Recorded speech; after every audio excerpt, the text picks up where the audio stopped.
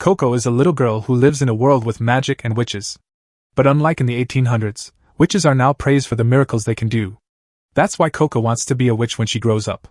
One day, while Coco is hanging up laundry to dry, she sees a Pegasus carriage flying through the air and landing near her house. She runs downstairs to ask her mom if she can go see it because this is the first time she has ever seen one land so close to her. But when she opens the front door, she bumps into a man who is standing there. She says she's sorry, but he says it's okay because he was the one who stood in front of the door in the first place. Coco looks up and sees a group of women looking through the store's fabric collection. She thinks they must be the same women who came in the carriage a moment ago. She looks at the man again, but he already knows what she's going to ask, so he makes it clear that he's not part of their group. The women are amazed by the wide range of fabrics available here. It's even better than what they usually find in the castle town, so they plan to buy a lot at once, which keeps Coco's mother very busy. She asks Coco for a little help, and Coco is more than happy to give it. But first, she asks her mom if she can go outside and see the Pegasus carriage when she's done. Her mom doesn't like the idea of Coco messing with a Pegasus that belonged to her customers, but she agrees to let her go as long as she helps out first. Coco is happy to hear that and runs over to the man to get his order. She says she's sorry for the wait and asks him what he needs. He says he wants a smoky white cloth and has already written down the exact measurements he needs. All Coco has to do now is cut it out for him. Coco goes to find the right color of fabric for the man. After she gets it, she uses chalk to mark the measurements and starts cutting. But when she's done, she sees the man staring at her work, which surprises her. He says that craftsmanship as good as this feels like magic to him. Coco won't accept the compliment though, because she thinks magic is so much better than anything she could do with her regular hands. She doesn't think it's fair to compare magic to something as average as her work. The man can tell that Coco really likes magic, so he asks her why she is so interested in it. Coco tells him that when she was little, she went to a festival at the castle and met a witch who was wearing a mask. The witch called her over and asked if she wanted to buy a magic picture book from him. Coco loved picture books, but at the time, she didn't know what magic was. The witch then made some shadowy figures appear to show how amazing magic is. He even made the cobblestones under Coco's feet come to life, which made Coco believe that magic was the best thing in the world. She couldn't wait to buy the book and ran back to her mom to tell her all about it. Coco's mom thinks that Coco fell for some kind of scam, but as long as she's happy, that's all that matters. Coco tells her mom that she wants to be a witch when she grows up, but her mom tells her that it's not possible. Coco is sad to hear that and asks why. Her mom tells her that only people who are born with magical powers can become witches, so regular people like them can't become witches. Coco's dream of becoming a witch was shattered that day, but she still loves watching magic, even though she knows she will never be able to do it herself. The man is curious, so he asks Coco if she can tell him more about the witch she met.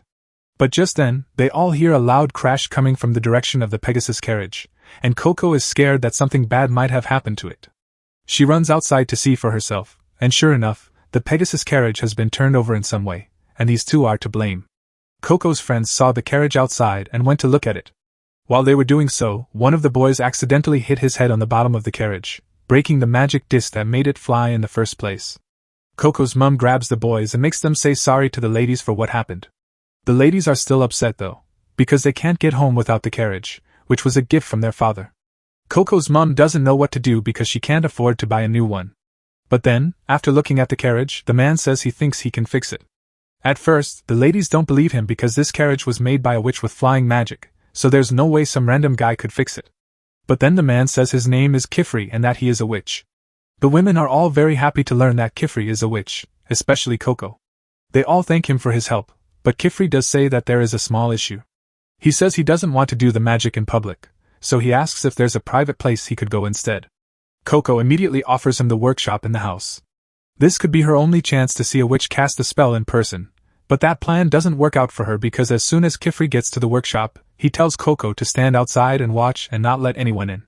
That really messes up her plan to learn magic from Kifri because he clearly doesn't want anyone to see him, but rules like that only work on people who are willing to listen. Coco's friends might as well be deaf in that regard because they immediately try to sneak around the house and onto the roof to watch Kifri cast spells. Coco follows them and tries to get them to come down, but then she remembers that she wants to see the magic too, so she climbs up on the roof and asks the boys to move over. They then open the window, hoping to get a great view of the magical process, but Kifri is very careful and closes all the curtains before he starts. There's no way they can open them without him noticing, so they all give up and go back down. Coco is also about to leave, But she remembers that she left the roof hatch open when she was hanging up the laundry to dry, so she climbs up on the roof and goes into the house through the hatch. She then looks through a crack in the wall boards into the workshop and can now clearly see what Kifri is doing. She had always thought that spells were cast with words or actions, but from what she can see, Kifri is just drawing on the disc. That means that the stick she got with the magic book years ago wasn't a wand, it was a pen. And if all she needs to do to use magic is learn how to draw the spells, then maybe she can still become a witch. Finally, Kifri finishes drawing the spell, and Coco panics because if he goes outside and doesn't see her by the door, he will know she was watching him. Kifri does go to talk to Coco, but when he gets there, Coco has already come back. She's very dirty and out of breath from all the running she had to do. After that, Kifri puts the magic disc back in the carriage so that the noble ladies can leave and go home without any problems. Later, Kifri leaves too, and Coco and her mum wave goodbye as he walks away. Coco's mum is really relieved because she thought Coco would say she wanted to leave with Kifri, and she wouldn't know what to do with herself if Coco left her behind. Coco hugs her mom and tells her not to worry because she would never leave her. Her mom is very happy to hear this, so she suggests they go back inside and start dinner. Coco and her mom have a nice meal together, and then Coco goes to bed after washing up. But she doesn't really plan to sleep tonight. She puts her candle on her nightstand and takes out the wand that came with her magic book. She knows it's a pen now, and she sees that one end has a cap and the other end has an orb that holds the pen's ink. Coco also thinks that all the pictures and diagrams in the book are the ones she needs to cast spells, so she decides to practice copying some of them down on a piece of paper. She spends a few minutes looking at the different parts of the first spell before carefully tracing it onto a different piece of paper. She makes sure that all of her lines are straight. She finally finishes the first drawing and waits a moment to see if anything happens. Nope, it's still just a piece of paper. Coco doesn't know what she did wrong because she thinks it looks close enough to the picture in the book. But she may be good at drawing straight lines, she is clearly not good at drawing circles because that circle isn't connected at all. Just as she is about to give up, a drop of ink falls from the pen and connects the lines of the circle. As soon as the circle is done, the page lights up right in front of Coco's eyes, filling the room with bright and colorful fireworks. This is a big step forward for Coco because the fact that she was able to draw a spell means she could become a witch. But she can't tell anyone about what she found out because Kifri seemed to really not want anyone to see him cast his spell. If he finds out that she saw him, he might be angry. Coco decides to keep practicing with more magic circles for now. Kifri is camping in the woods with a fire spell to keep warm. He can't help but remember what Coco said about a random witch selling her a picture book. A moment later he sits up in shock because he finally understands what that picture book was. A few hours have passed since Coco got back to her room. She has just found the fire spell, but having a fire inside is very dangerous, so she rushes to put it out before something bad happens. Coco is finally starting to get how the magic circles work after doing a few tests.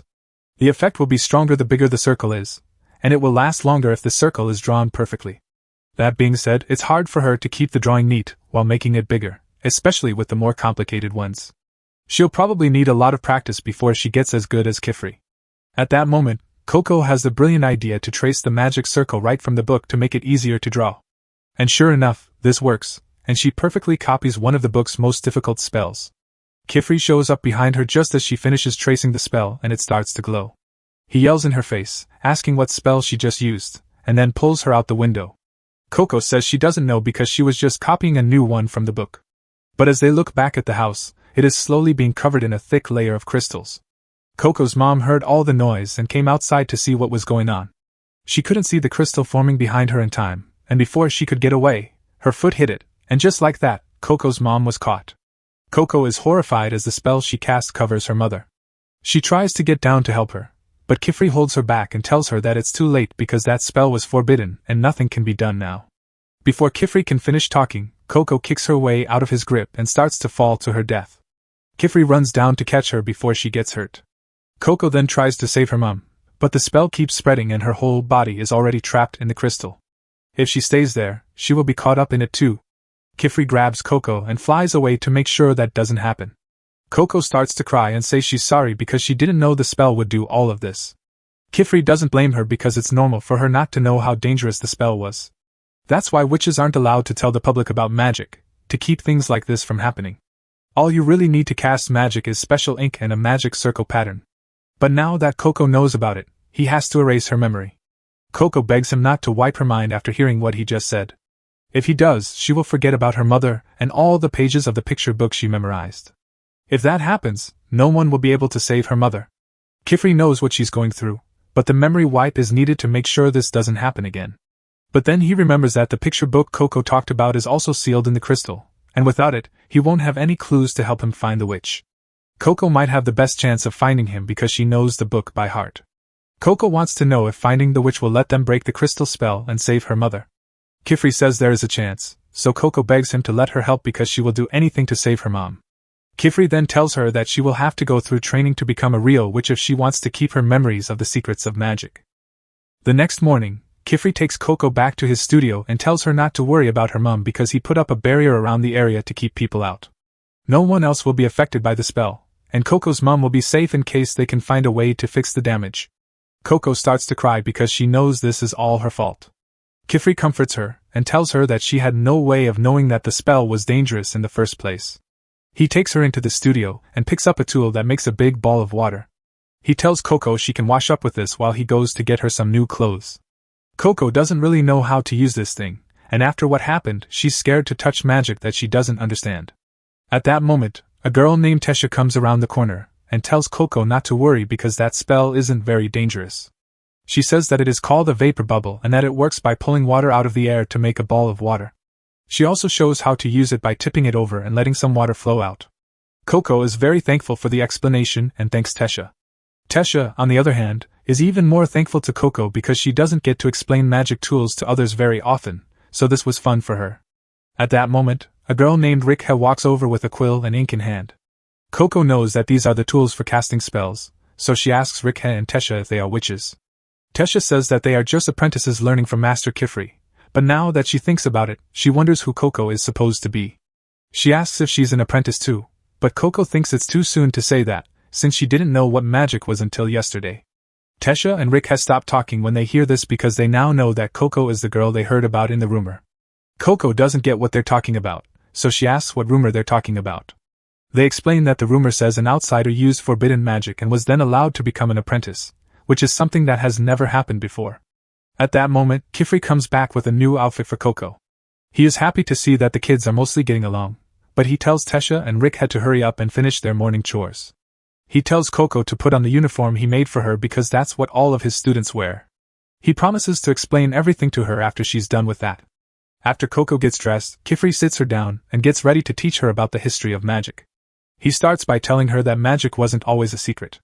People used to know that anyone could use it whenever they wanted, but unfortunately, even though they had a lot of power, they didn't have a lot of responsibility, so the world fell into chaos and wars broke out with forbidden magic. That's why a group of peaceful witches came together to take away people's memories of magic so that another tragedy wouldn't happen. That's also why all witches need to be very careful to keep the secret.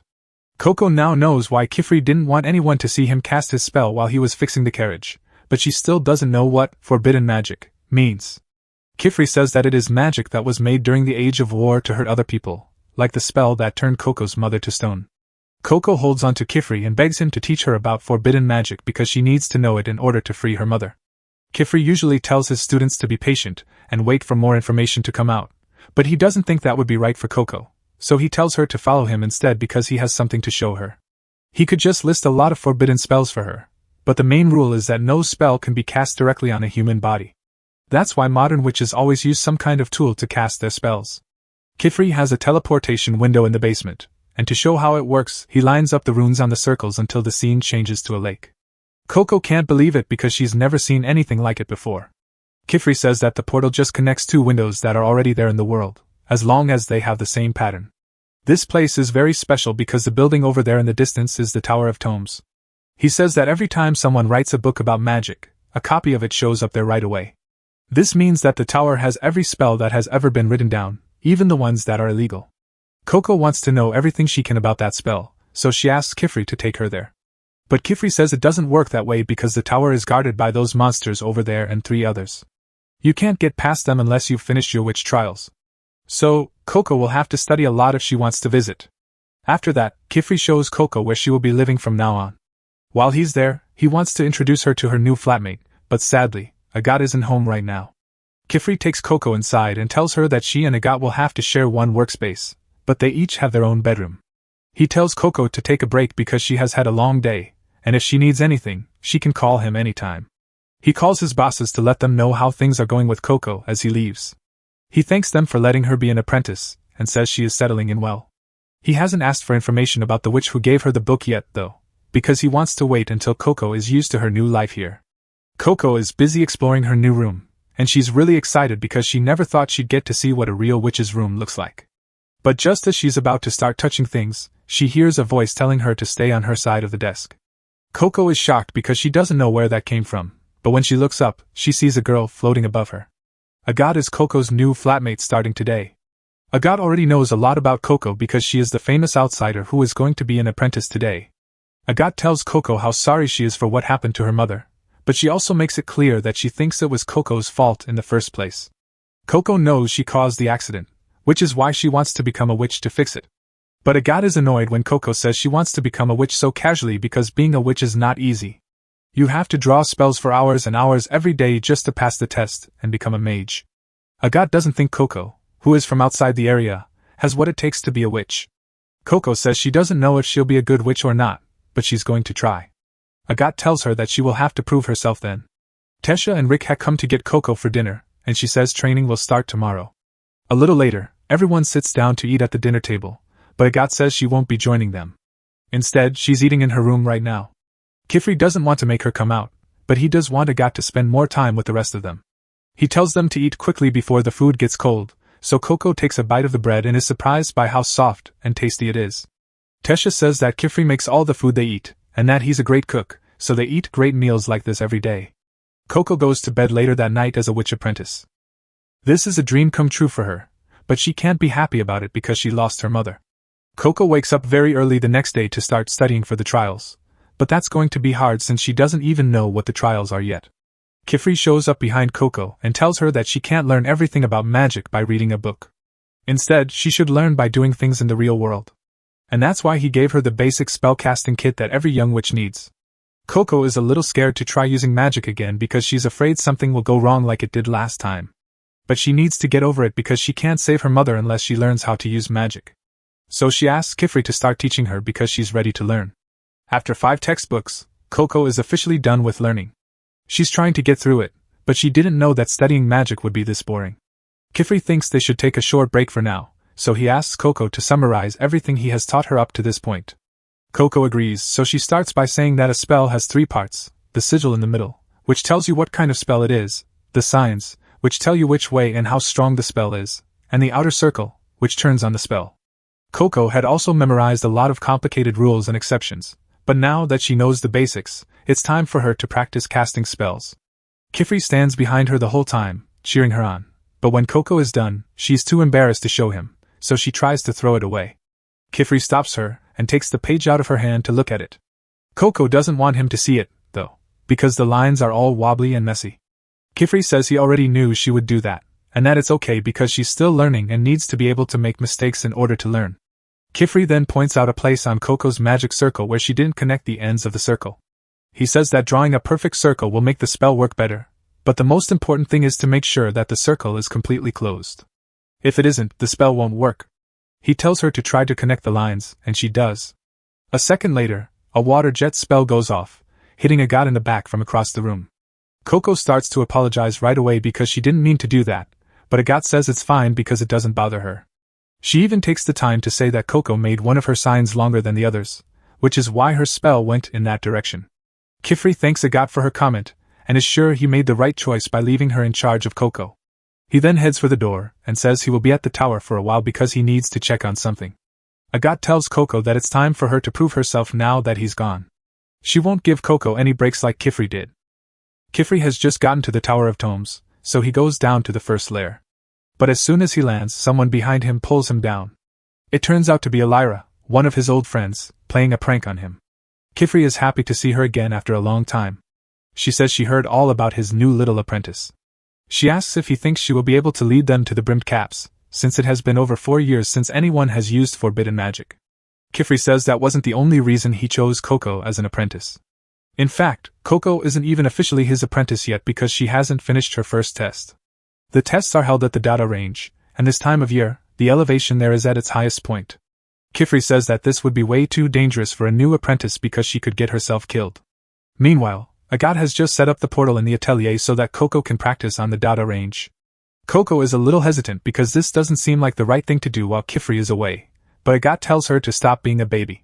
If she wants to be an apprentice, she will have to take this test eventually, and Agat did it when she was only 10 years old.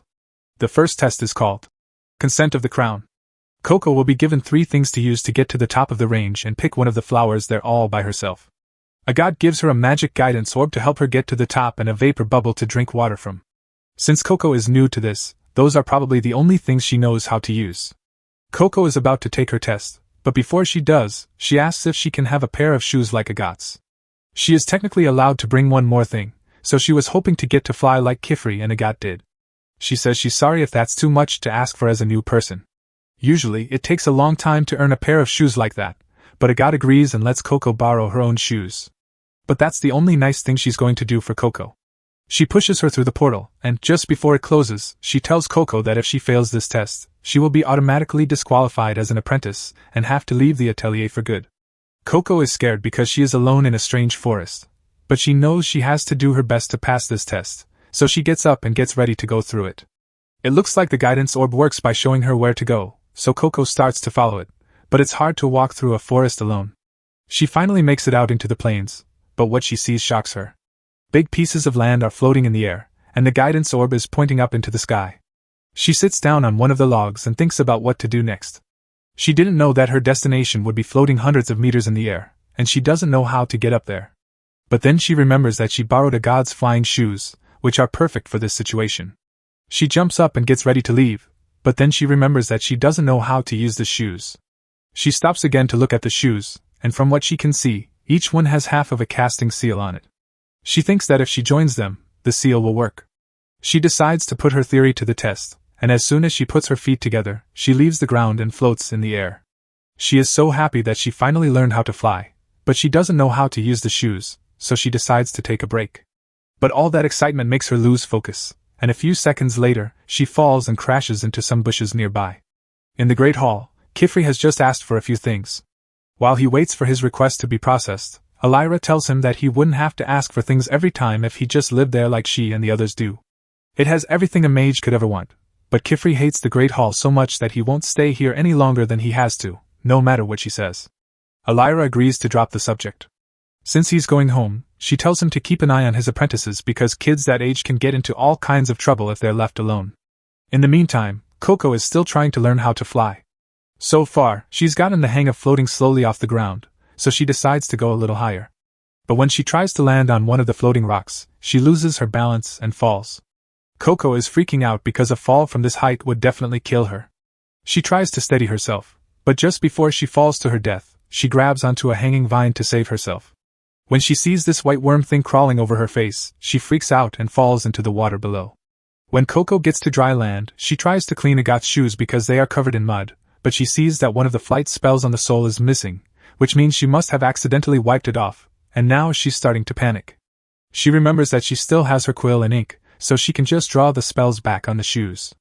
But when she looks in her bag, she's horrified to find that her ink is ruined too, so now she has no other choice. Tesha goes back to the studio and asks Agat if she has seen Coco anywhere. It's almost dinner time. Agat casually tells her that Coco is at the to finish her test, and Tesha is shocked to hear this because Coco just got here yesterday and isn't ready for that kind of test. Agat, on the other hand, reminds her that the others had to take that test before they could join the atelier. She doesn't think it's fair that Coco gets to train with her without working as hard as she did, especially since she's not a part of the group. Tesha still doesn't think it's fair to put Coco's life in danger just because she's mad at her, but Agat says it's not a big deal. The Dada planes are at their best right now, so even with the flying shoes she borrowed, Coco will never be able to reach the top. She thinks Coco will give up soon when she realizes it's impossible and go back to the atelier, but she really underestimated how determined Coco can be. Right now, she's sailing across the water in a boat she found, and she looks like she has a plan. Tesha is very worried about Coco, but Rickhead doesn't seem too upset about what happened. It's not that she doesn't care about Coco, it's just that there's nothing they can do until Kifri gets back. Coco is still out in the boat, trying to get back up on one of the floating rocks, but no matter how hard she tries, she can't get there. She also tried to draw the flight seals back onto the shoes with what was left of the ink, but that didn't work because the shoes were wet and the ink kept smudging off. At that moment, Coco thinks about drawing the spells directly on her feet, but just as she is about to try, she remembers that Kifri said it is against the rules to draw spells on a person. She doesn't know what will happen if she tries, so she decides not to do it. She does, however, have no idea how she's going to reach her goal, which makes her think that Agat was right when he said she wasn't good enough to be a witch. Coco could never hope to compete with them because they have all been drawing spells since they were little kids and she has never had any training like that. Just as Coco is about to do something, she remembers how her mother used to teach her how to measure fabric with chalk. She never thought much of it, but Kifri complimented her on her skills back then, so she might still be able to make this work. She goes into the woods to look for rocks. After tying a piece of cloth around one, she dips the end in some of the magic ink. Then she takes her cape and starts drawing on it with the same care she would use to measure fabric. After drawing all night, Coco finally makes a sigil that should work, even though it's not the best. Just as she's about to try it out, the white worm thing from yesterday wakes up. It has gotten really close to Coco after spending the night with her, so she decides to take it with her. All she has to do now is finish the casting ring. As soon as she does, a strong wind starts to blow through the sails, but it doesn't have the effect Coco wanted. Instead of going up, the boat starts to glide over the water at high speeds. The boat is going so fast that the hull cracks, leaving Coco hanging on for dear life from the sail. Luckily, she is able to steady herself, and even though she didn't plan it, she is technically flying, so a win is a win. Now, all she has to do is get to the top. To do this, she tilts the glider up to gain height, and when she sees the flowers, she reaches out to grab one. She has to try a few times because she keeps missing the mark and almost crashes a few times, but she finally gets it right. Meanwhile, back at the Atelier, Kifri has just gotten back and is horrified to learn that Coco was sent to Darda for the test even though she isn't ready. Once the test starts, people aren't allowed to interfere. But Coco shouldn't have taken the test so soon because she hasn't been around magic her whole life like other apprentice witches. He opens the portal and gets ready to go save her, but at that moment, Coco is already on her way back with the flower. Everyone is shocked that Coco is okay and passed the test, especially Agat, who thought she would fail miserably. Coco walks right up to Agat and shows her the flower. Agat still thinks that Coco is just trying to help her learn faster. But when Coco does so well after only one day of knowing about magic, especially since Agat set her up to fail on purpose, Agat feels like a huge loser and walks away without saying anything. Kifri would deal with that later, but for now, he goes up to Coco and tells her that it is very dangerous to try magic challenges before you are fully ready, especially ones like this one where she could have easily died if she failed. He tells her to promise never to do something foolish like that again, and Coco says she's sorry, but he's not really that upset about it. He says it wasn't necessary because he had already decided to take Coco on as his apprentice without the test. To celebrate, he gives her the apprentice uniform he ordered, and Coco is very happy. But then her stomach starts growling because she hasn't eaten since yesterday, so Tesha takes her upstairs to have breakfast. Kifri has Coco practice working with the four main sigils: water, earth, fire, and levitation. This is because Coco is now an official apprentice. Coco accidentally connects the circle a little too early while she is practicing, which makes the fireball go out of control. Coco starts to panic because she doesn't know what to do. Luckily, Tesha saves her by pouring water on the fire, and Coco is thankful for her help. Tesha asks Coco what she was working on in the first place now that the danger is over. Coco says she wants to be able to draw a perfect levitation circle, so she was practicing by drawing fire sigils first, but it didn't go so well. Kifri comes over to give Coco a blanket to dry off. He tells her to be extra careful when working with fire sigils because they are formless, and can be hard to predict if mistakes are made. Coco promises to be more careful in the future. Tesha doesn't really get why Coco is still trying to draw levitation sigils. She pretty much mastered it when she was out in the Dada range. That may be true, but she also ruined Agat's flight shoes out there. She was able to clean them up, but she hasn't been able to draw the flight magic circle back on them yet because her lines are still all wobbly. She can't give them back to Agat until she fixes them. After hearing that, Kifri starts to think that the pen he gave Coco might be the reason her lines are shaky. He just picked one from his collection at random for her, so she might be able to draw spells more easily if she picks out the pen herself. Because of that, he wants to take her to the magic stationery store. Later, Kifri takes Coco and the other girls to Kaun, the closest witch town to their workshop. When they get there, Coco is amazed by how many witches are there. Kifri says that witches built the city to keep the giant mole worms that lived nearby from getting in. As the city grew, more and more witches came to live there, making it the witch town that they see today. That's an interesting story, but Coco isn't paying attention at all because she's still too mesmerized by the witches around her. Agat is still really upset that Coco passed the test, so she doesn't want to be around her right now and tells Kifri that she wants to go off on her own. Kifri tells her to go and meet them at the magic stationery store. After she leaves, he asks Coco how things have been going with Agat lately, because it doesn't look good. Coco doesn't know why Agat is so mean to her, but she still wants them to be friends one day. After that, Kifri starts to lead the group to the magic stationery store. However, Coco keeps getting distracted by all the creative ways that magic is being used here, and she starts to fall behind. So Tesha gets her attention and tells her to stay with the group because they don't want to spend half the day looking for her if she gets lost. Coco tries to stay focused, but she can't help but look at a dark alleyway. It reminds her of the alley where she got that magic picture book, but just then, Tesha calls out to her again and tells her to hurry up so they don't get lost. When they finally get to the stationery store, Coco is amazed to see a huge tree growing in the middle of the store. She has never seen anything like it before. The shop owner is surprised by Coco's reaction because he has never seen an apprentice be so amazed by something as simple as silverwood. However, Kifri tells him that he needs to give Coco a break because she is still new to all of this. The man realizes that Coco is the girl from the rumors.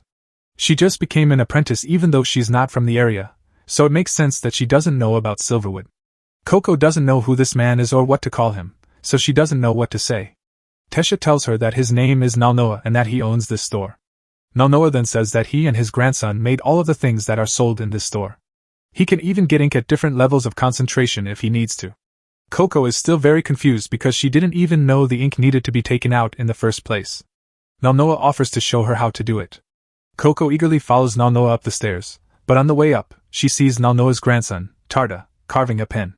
She is amazed at how focused he looks while he works, but she quickly shakes it off and keeps going up the stairs. Nalnoa goes to the top floor and takes a dying branch from the silverwood tree. She puts it in a beaker to start the extraction process. After a short time, the water turns jet black. Nalnoa says that silverwood is usually a pure silver color when it's healthy and alive, but it quickly turns black when it dies. In this state, it is poisonous to both people and the tree itself. But when you boil dead branches like these, they give off a liquid called crude. If you take out the extra water from the liquid, you get a nice, concentrated beaker full of conjuring ink. Kifri then tells Coco that conjuring ink and regular ink are not the same thing.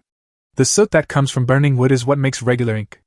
Conjuring ink, on the other hand, is much stronger because it comes from the silverwood tree's crude, which is like its lifeblood.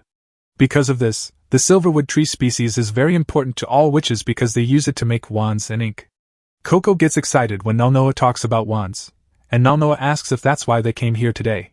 Coco says she came to get a new wand, so Nalnoa pours some ink from a small bottle and tells Coco to try a few out and see which one she likes best. The girls then go around the store to look for a wand for Coco. But just as she's about to start looking, she sees the masked witch who sold her the magic picture book standing outside the window. As soon as she sees who he is, the witch runs away. She chases after him, hoping to learn the name of the spell that turned her mother into a crystal. The other girls try to stop Coco from running away, but it's too late for that. They don't have time to go get Kifri because if Coco gets too far into the city on her own, they might not be able to find her. Agat is out shopping in the city when Coco runs into her by accident, but she doesn't stop and keeps chasing the masked witch. A little while later, the other girls show up and tell Agat that they need to go after Coco right away. Tesha pulls Agat along, and even though Agat doesn't know what's going on, she decides to go along with it. Coco keeps chasing the man through the back alleys of the city, which are full of twists and turns. The girls are doing their best to keep up with her. Coco's pet is with her, but all of a sudden it sees a thick fog coming in and stops. The girls keep going, and the next thing you know, they're all gone. Agat finally catches up to Coco and grabs her arm. She wants to know why she's running. Coco says she's chasing the man who gave her the book with forbidden magic in it. She tries to show Agat where he is, but when she turns around, he's already gone. Agat thinks this has all been a huge waste of time, but when they turn to leave, Rickhen notices that this place looks very different from the usual city streets. The floors and walls are also made of a white rock that isn't found in Kaln, so they must not be in Kaln anymore. Tesha doesn't get how that could be possible because she's sure they didn't go through a teleportation gate to get here, and there's no way they could have been teleported out of the city right away. Tesha thinks this must just be a part of the city they've never seen before, so she says she's going to fly up to get a bird's eye view and figure out where they are.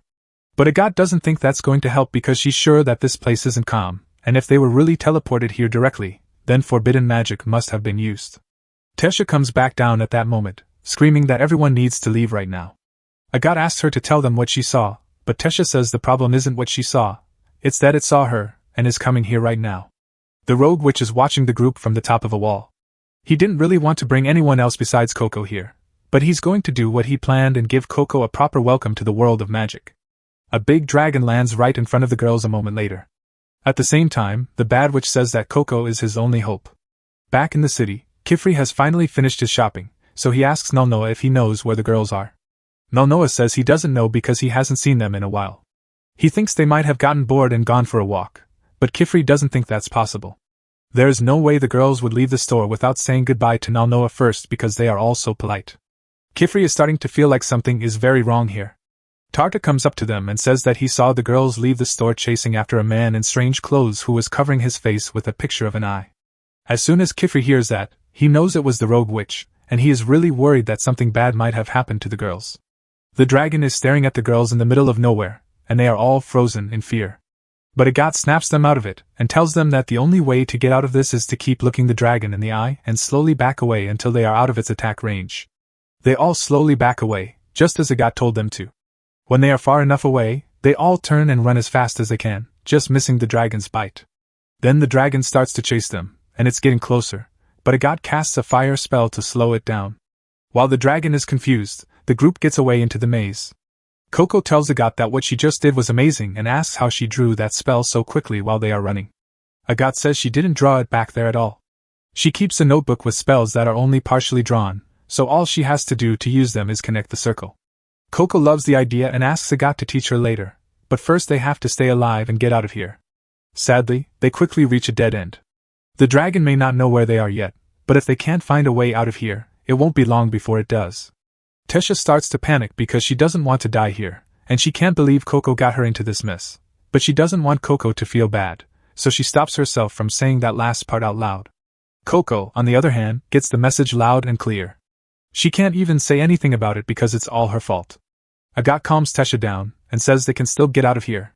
She just needs to cast a spell to break through the wall, but it will take some time, so she asks Tesha to make a distraction to give her some time to draw the spell.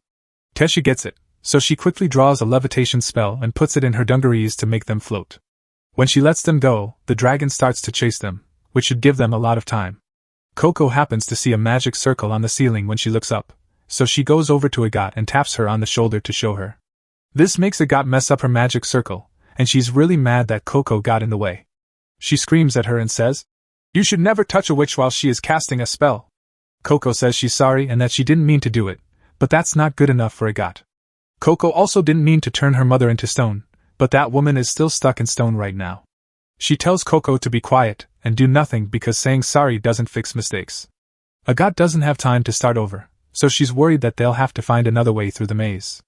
Luckily, Rickhe was also drawing the same spell and just finished, so she blows a hole through the wall. But right now, Coco feels completely useless. Back in the city, Kifri and the others have been looking everywhere for Coco and the girls, but they can't find them. They don't have many clues to go on because Tarta only saw them for a second as they ran by. But then Coco's pet comes up to Kifri, and he remembers that it was with Coco when she went missing. He asks it if it can lead him to them, and the brush buddy starts running in the direction of where it last saw the girls.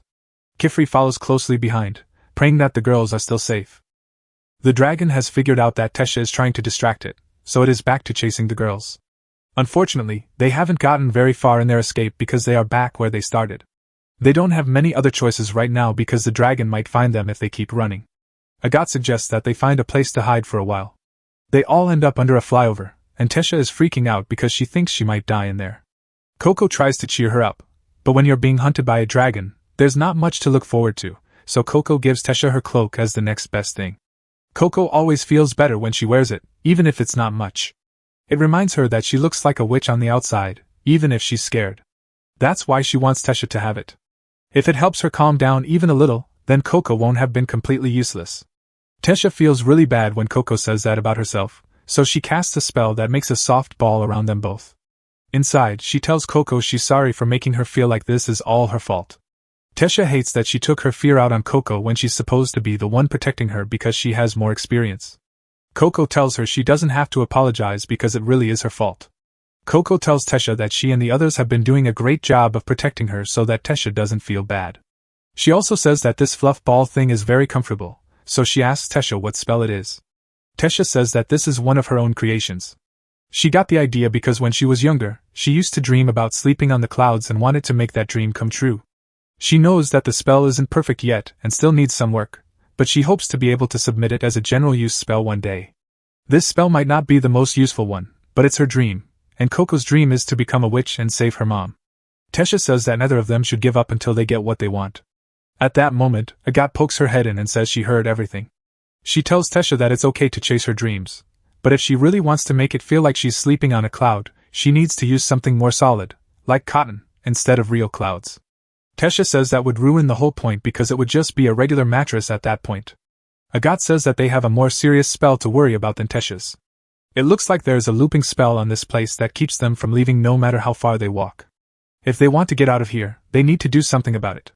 They will have to find and break that seal first, but Agathe has no idea where to start looking.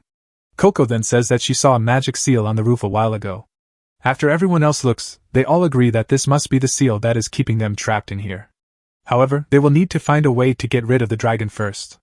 Agathe starts to make a few more fire spells to use against the dragon, but Coco stops her because she doesn't think that's going to work. Agathe's fire spell did slow the dragon down, but it didn't hurt it much. Agathe has to agree with Coco that dragons are naturally resistant to fire. Then she asks Coco if she has any ideas for a spell they could use to beat it instead. Coco thinks fighting the dragon would be too dangerous, so she has a different plan. She draws a picture on the wall to show them her plan. She wants to use Tesha's spell to keep the dragon busy while they get to the spell seal up there. A reptile like the dragon is sure to want to go somewhere warm when it's cold outside. Agathe doesn't like that the plan is basically to try to put the dragon to sleep, but Tesha and Richie are already on board, so it is technically possible, even though it sounds dumb. Coco came up with this plan because Kifri told her that magic is meant to make everyone happy.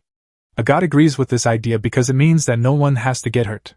She doesn't really have any other ideas, so Tesha and Rikha ask her for help because they know they will have a better chance of success if they work together. So, Agathe agrees to work on Coco's plan with the others, even though he doesn't want to. Coco is very happy to hear this. The first step is to make Tesha's cloud strong enough for a dragon to lie down on, but the user is going to be a dragon, so they are having trouble coming up with what to make it out of. Tesha thinks about using shredded paper, but they only have 4 small notepads with them. Coco and Rikha say they could use their clothes or hair instead. Agathe tells them that neither choice would work because it's not nearly enough for a dragon, and even if it were, would they really want to give up their hair and clothes for this? They see that Agathe is right, so they start to think of other things they could use. Finally, Agathe suggests using sand. Richie drew the wall breaker spell a long time ago. It turned the wall's materials into fine sand, which is soft when you lie down on it, so it should work. Agathe starts making a seal to make the sand as fine as possible. When she's done, she shows it to Tesha so that she can start making copies. Coco is surprised at how quickly Rikha can cast her spells, but small seals are her thing.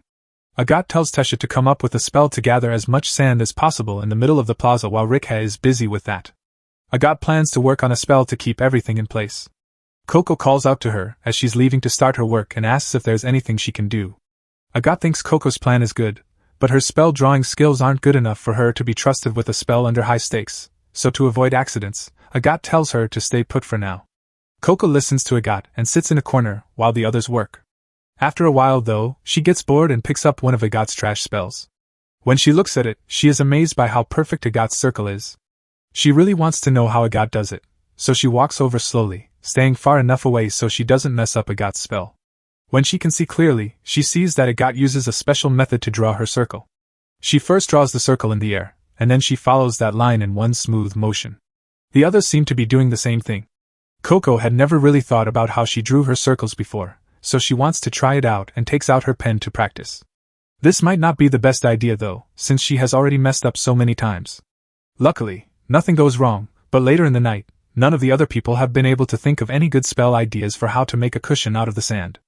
A compression spell would make the sand too hard at this size, but an air seal like the one Tesha used wouldn't be strong enough to hold the dragon's weight, so they are all at a loss. At that moment, they see a light coming from that direction, and that's when they realize that Coco has just made a fireball. Agathe is a bit confused and asks Coco why she's casting a fireball right now. But Tesha and Rikha are both amazed because this is the first time one of Coco's fireball spells has stayed stable for so long. They rush over to congratulate her and ask how she did it. Coco says she saw how everyone else was drawing their circles and decided to practice her own. It took her a lot of tries before she got it right. Agathe isn't very impressed because anyone can learn how to draw a spell with enough practice. However, the word repetition gives her an idea. If they can't use just one spell to stabilize the sand pillow, maybe they can use a series of spells to do it. They spend the next few hours coordinating the spells they will use in the plan of attack, and once it's time to move, they split up into teams. Coco and Tesha go to one side of the maze, and Agathe and Rickhe go to the other. When they get to their assigned spots, they start drawing the different wall breaker spells needed to make the sand and the stabilization spell. When Coco and Tesha are done, they signal Agathe and Rickhe to let them know they are ready to finish the circles. After both sides draw the last line, the floor turns to sand and there is a huge explosion. As they run to safety, they finish the circles on the other spells they drew along the way. By the end, there is a huge cloud of sand in the middle of the maze. The plan works perfectly, and by the time the dragon sees the cloud, everyone is already far away, so they wait to see if the spell will hold. Agathe's plan was to use a spell that would keep the cloud stable by always trying to bring it back to its original state. The restoration spell will stop the change and keep the cloud's shape, even if the dragon's weight is meant to move the sand. So, the dragon bed was done, and as soon as the dragon lays down on it, it goes to sleep. They just have to sneak past the dragon and get to the casting seal before it wakes up. They finally get to the seal, but they don't know what this spell does because they've never seen anything like it before. That being said, it's definitely what's keeping them in here, so they should be able to get out once they break it. Meanwhile, in Kaun, Kifri gets to the alley where Coco and the others disappeared, but he can't find any signs of them. At that moment, Tarda catches up to him too. He is a little confused because he could have sworn that this alleyway used to have a pavement, but now it is just dirt. Kifri goes right away to check the broken pavement stones nearby after hearing him say that. Sure enough, there are casting seals on them, but as he lifts one up, it suddenly activates and pushes him and Tarda back. Tesha broke the circle on the other side, which is why the spell worked. Now the spatial seal that holds this place together is breaking down and sucking everything out. On the bright side, there is now a way out to the outside world, so they should be able to get away. But all the noise also woke up the dragon, and it is not happy. It hits the tower with its tail, knocking Agathe off. Since she doesn't have her flight shoes on right now, a fall from this height would definitely kill her if the dragon doesn't get to her first. But luckily, Kifri got there just in time to save her. After flying back up to the top, he casts a spell that makes all the water in the clouds above him into a giant water dragon, which he uses to knock it out. At the end of it all, Agathe, Tesha, and Rickhe are all safe with Kifri, but Coco is missing because the rogue witch got to her first. He tells her how happy he is that the seed he planted years ago has finally taken root, and how much he appreciates that his little test helped her become a better magic user. He is going to give her a gift of knowledge that Kifri would never teach her. When Coco wakes up, she is back in Kaun with Kifri and the others standing over her. They tell her that they found her unconscious on the stairs of the tower. Kifri asks her if the brimmed caps did anything to her, but Coco doesn't really remember what happened back there, so she can't really say. Nono arrives a few minutes later and is happy to see that the girls are all safe. However, Kifri asks Nalnoa for a favor. He tells Nalnoa to look into what kind of ink was used on the casting seals that the brimmed caps made. Nalnoa says he will figure it out, but then Kifri adds another condition and tells him not to tell the knights. Nalnoa is surprised by this because it is the job of witches to report all instances of forbidden magic. However, Kifri gives him a cold look and tells him to keep this a secret. Nalnoa is clearly more afraid of Kifri than the knights, so he agrees to stay quiet, but he has a feeling this won't end well. Life goes on as usual after everyone goes home. Coco keeps practicing her spells, but Agathe is very annoyed by how loud Coco is being. Agathe has come to respect Coco's work a little, so instead of yelling at her like she usually does, Agathe decides to leave the room and practice somewhere else. She goes out into the plains and stands on a ledge with her eyes closed to practice drawing a light spell. She does manage to activate the spell, but she's not very happy with how it turned out because the light pillar is weak and wobbly. She still has a lot of work to do before she can draw spells as easily as Kifri does. Coco is getting really frustrated with her practice because all of her lines are coming out wobbly. This is because she never got to pick out a pen for herself in Kaun. She can draw straight lines with the pigment stone because she knows a lot about fabrics, but the stone is too big for small pieces of paper. She is also upset with herself for not being able to cast a single useful spell when they got caught in the trap, but she is determined to keep trying until she learns how to use the quill. She'd like to say that, but she's too tired right now. She's about to lie down for a quick nap, but then Kifri shows up and tells her that if she sleeps out here, she'll get sick. Coco is shocked because she didn't know he was there. She tells him she didn't mean to fall asleep, but she looks tired.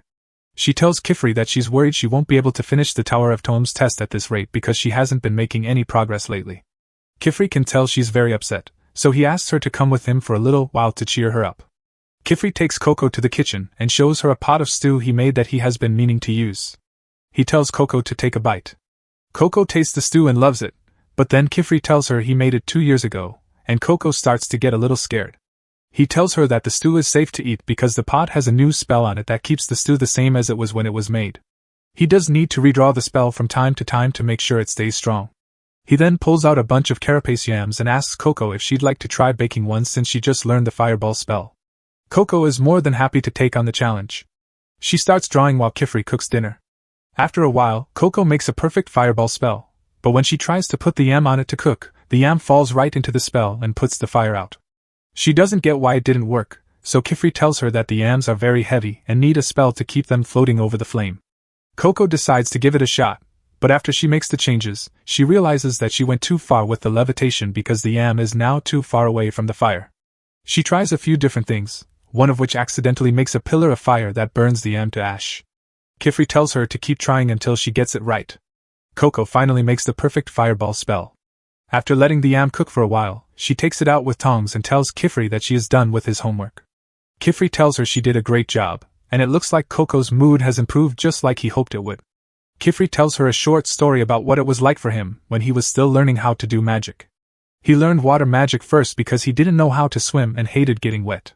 He wanted to find a way to use magic to avoid having to do his own laundry. He tells Coco that being lazy can be a good reason to work on a spell if you do it right. He tells her to try to find ways to use magic in her daily life to make things easier, and after making enough spells, she will start to get the hang of it. A few minutes later, Tesha and Rick have both come into the kitchen because they can smell that Kifri is cooking and they can't wait for lunch anymore. They ask if they can help. After a few minutes and some last-minute work on Coco's fire spell, the food is finally ready. Coco suggests that they eat outside today because the weather is so nice. Kifri likes this idea because he hasn't had a picnic in a while, so he goes to get the other things they need. Coco then calls Agathe to see if she wants to join them for a picnic. Agathe says she was going to work while she ate, so she won't be able to go with them. She also says that the weather outside is really bad right now. Coco and the others didn't know it was raining, and they're sad that their picnic plans fell through. But Kifri doesn't get why they're so upset because they can use magic to fix this exact problem. After seeing this, the girls get excited again because the picnic is back on. They all leave together under Kifri's umbrella spell. Once they find a good place to lie down, they all start eating. They're all having a great time, but Coco thinks it would be even better if Agathe could join them, so she decides to call Agathe and ask him to come outside after the rain stops. When she finally gets back to the studio, though, a strange man answers the door instead of Agathe, and he looks like he's in a bad mood. Coco is scared and surprised, but luckily Kifri is right behind her, so she runs up to him. Kifri seems to know the man and says she's sorry she wasn't home to meet Aurejo. When Aurejo asks who Coco is, she says she's Kifri's apprentice, but Aurejo doesn't seem happy to hear that. He wants to know why Kifri would take on an apprentice while he was away, but Kifri says he has a good reason for everything. He tells Aurejo that Coco's case is rather special because she was a victim of forbidden magic, but the second Aurejo hears that, he cuts Kifri off and grabs Coco before walking away. When Kifri asks him what he's doing, Aurejo says he doesn't want anything to do with the brim caps. Instead, he's going to give Coco to the knights so they can deal with it. But Kifri won't let that happen, so he stops talking right away, casts a water spell that blocks Aurejo's path, and tells him to let Coco go because he doesn't want the knights to hear about any of this. He's willing to do whatever it takes to stop him. Aurejo doesn't take that threat lightly because he knows what Kifri can do, so he stops, and Kifri says they should talk about it inside. Kifri tells everyone what happened before he took Coco on as his apprentice. Since this is Coco's first time meeting him, he also tells her that Aurejo is the Atelier's watchful eye. In short, he's an inspector who goes to rural ateliers to make sure that everyone is following the rules of the Magic Society. Right now, Kifri is breaking one of the most important rules. Kifri says that if he had erased Coco's memories like he was supposed to, he would have lost all leads on the brimmed caps and what they were doing. But Aurejo reminds Kifri that it's not their job to look into the brimmed caps in the first place. The Knights Morales are supposed to do that, and Aurejo strongly thinks that Kifri should just let them do it, but Kifri won't back down. Coco is very confused right now because she doesn't know what the Knights Morales are. Kifri decides to give her a quick overview. The Knights Morales are the people who decide what spells are acceptable for witches to cast. They basically keep out any magic that is thought to be illegal. People who are caught using forbidden magic are taken captive and have their memories erased to keep the secrets of forbidden magic safe. They are known for not making any exceptions, so if Coco was given to them, they would definitely erase all of her memories of it, even the good ones. Coco is scared, but Kifri tells her not to be. He knows she's a good girl, and if the Great Hall wants to erase her memories, they will have to erase his memories too. Alrejo gives in and tells Kifri that he can do whatever he wants for now, but he warns him that if anything goes wrong because of his choice, he will tell on him right away. Kifri tells the girls to wash up and get ready for bed now that everything is settled. Coco looks for her brush buddy to take him to bed after her bath, but when she does, she sees her pet run right into Alrejo's room, which scares her. She needs to get the brush buddy back, so she nervously walks up to the door and is about to knock. But then she sees a sign that says anyone who knocks will be cursed. Since Alrejo is a witch too, she takes that warning very seriously and decides to go in without knocking. She walks into the room and tries to be quiet while looking for brush buddy, but she sneezes by mistake, which makes Alrejo aware of her presence. Coco is frantically trying to apologize for coming into his room without permission, but Alrejo seems more annoyed than angry. He can tell what she was thinking when she walked in, so he tells her that the sign on the door isn't a real curse. He just wanted to keep people out of his room. He also just found the brush buddy, so he gives it back to Coco. Since Coco is still wet from her bath, Alrejo uses one of his magic rings to dry her off. Coco is surprised because she didn't know you could make rings like that. Alrejo has a lot of them with different spells on them, and he doesn't want her to catch a cold while he's watching her. He tells her to go because he wants to sleep again, but just then, Coco squeals with joy and bends down because the tiles here have glow magic in them. She tells Alrejo that this was the first spell she ever saw and that it was what made her love magic in the first place. It just so happens that Alrejo made the glow stone path. By putting one stone on top of another and stepping on it, the ring and sigil touch and activate the spell. He tells her it's not that great because anyone could do it, but Coco loves this spell the most because it was her first time with magic. Even though she couldn't use magic at the time, it still let her dream, so she is very thankful to Alrejo. Alrejo didn't think his glowstone spell could have such a big effect on someone. Seeing Coco so happy is really starting to pull at Alrejo's heartstrings, but he still thinks Coco is going to get into trouble, so he kicks her out of his room and tells her to go to bed. The next day, it is still raining, and Agathe is having trouble concentrating because of all the noise. However, she has still made some good progress with her blind spell drawing since then. At this rate, she is sure she will be able to pass her next test soon, and then she will be able to go on missions outside. At that moment, she hears a loud bang on the front door. She goes to see what's going on, and finds a scared man begging Kifri for help. He says that his son got stuck in a flood near the bridge, and that it's too dangerous for anyone else to get near him without getting swept away. Kifri agrees to help and tells the man that he will do it right away. He is about to tell the girls to stay here because it is too dangerous for them, but Agathe says she wants to go with him and promises to be helpful. Kifri tries to tell Agathe that it's not that simple because there are going to be lots of other people there who aren't witches, and she hasn't even taken the test to make sure she knows how to do spells in front of them without giving away magic secrets. But Agathe cuts him off and says she's been practicing on her own for ages, and it's his job as a mentor to find opportunities for her to get experience. Kifri knows that, though he still thinks it's a bit soon for him to take Agathe on a mission with him. Alrejo cuts in though, and tells Kifri that he's going to go ahead and follow the guy to the scene of the accident so he can set up a gate. He says he wants to bring Agathe along as his helper. This makes her really excited, and she runs off to go grab her hat and coat. Kifri is about to object, but then the other girls chime in saying that they want to go too, and Alrejo tells him that he needs to stop worrying so much, because there are things that the girls will never learn unless they get some real-life experience.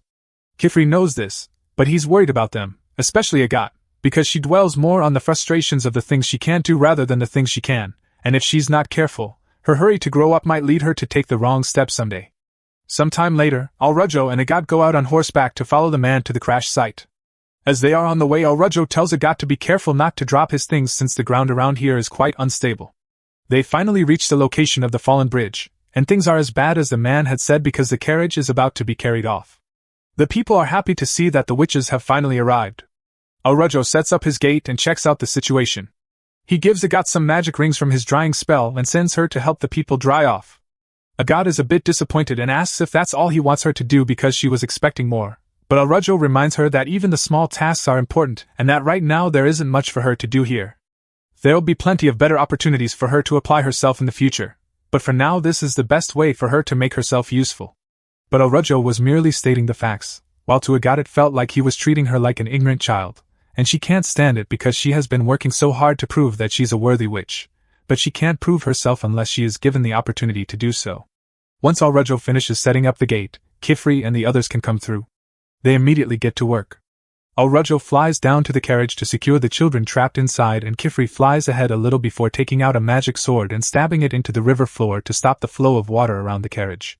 It's very impressive, But while the sword may be stopping the flow of water, Kifri still needs to put a fair amount of effort into keeping it centered against the flow of the current.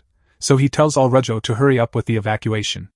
Alrujo gets the first pair of kids out without a hitch, so he goes back for the last one, and after getting him out, Kifri can finally draw the sword and slash the raging river, creating a wave break that slows the current down to relatively safe speeds. Thankfully everyone is okay, and the man who called for help is very relieved to see his son is okay. Custis apologizes for all the trouble he caused. He was just trying to protect Dagda's products. None of that matters to Dagda, as long as Custis is okay.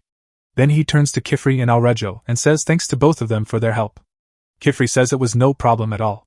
He also mentions that his apprentices had brought some medicine with them, so if anyone here is wounded they'll be able to treat them, but then turns back to see that all the girls are over by the trees, staring in awe at Kifri's magic sword.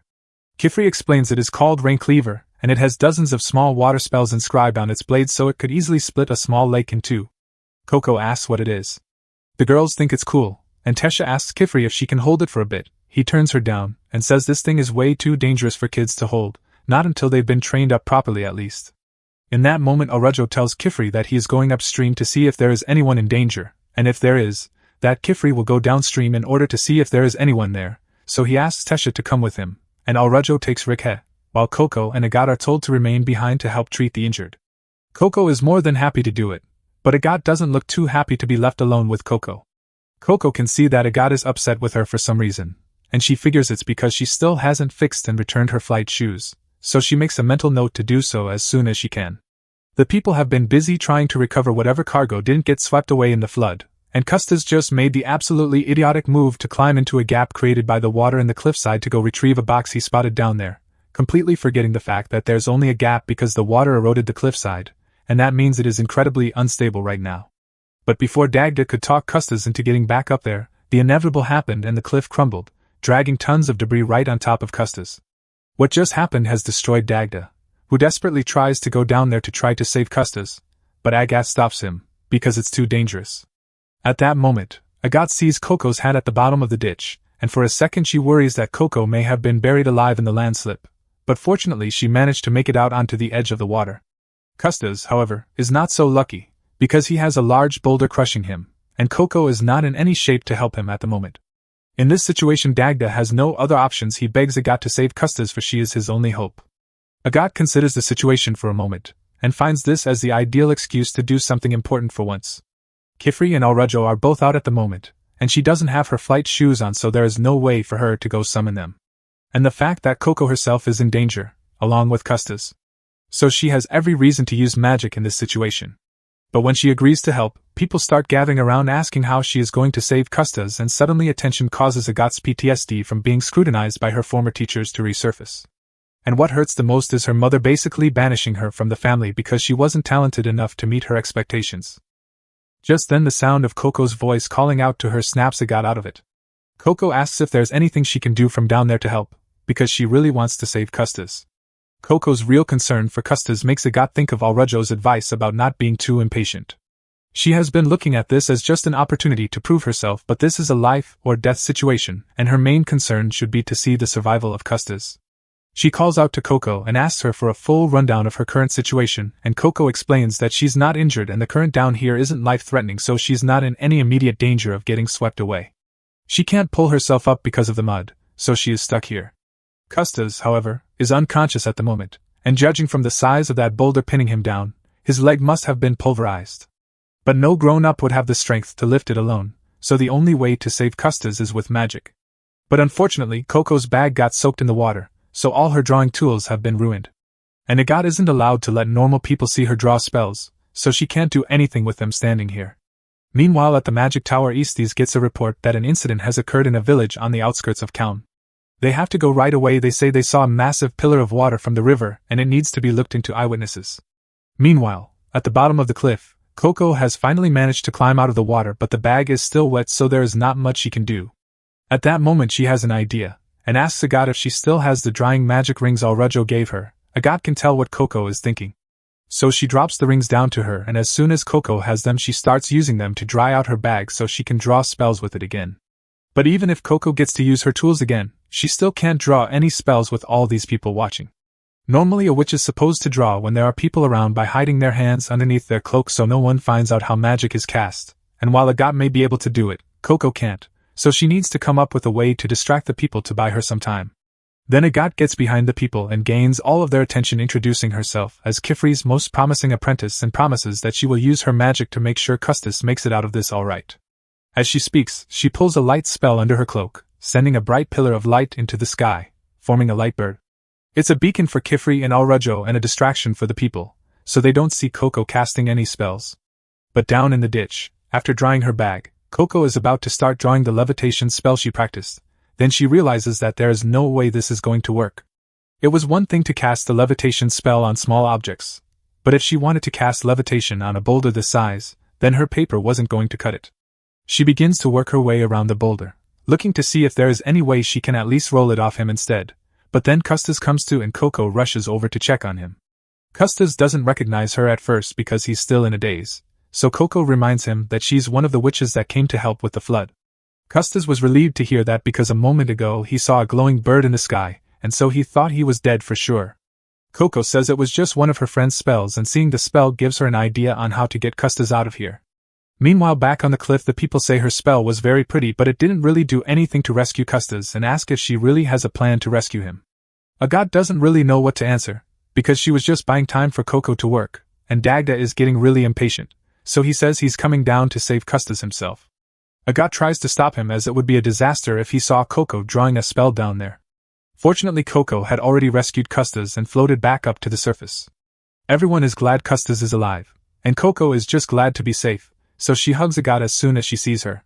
Agathe asks her how she got Custis out of there, but she sees a bunch of sand on Coco's clothes, and Coco tells her that seeing Agathe's light bird reminded her of the dragon from that trap, and how they used the Wallbuster spell to make all that sand, so she just used that spell to destroy the boulder. In general, she's happy to have been able to save Custis, and she will save her mom someday too, no matter how long it takes. And for the first time, Agathe actually feels genuine respect for Coco. But then the two of them are suddenly tied up by a ribbon and pulled into the air. What the heck is going on? Coco doesn't have a clue what's going on, but Agathe recognizes the costumes of the witches holding them hostage as belonging to the Knights Morales, and if the Knights are here, they are in serious trouble. Agathe tries to tell them they are wrong, she is an apprentice witch and so is Coco, but the Knights immediately accuse them of being in league with the brimmed caps. Aestes, however, nods to the spell just cast. Coco's eyes widen as she looks down. She only remembers drawing a wall-breaking spell, but the whole side of the cliff has turned to sand, and the river itself vaporized.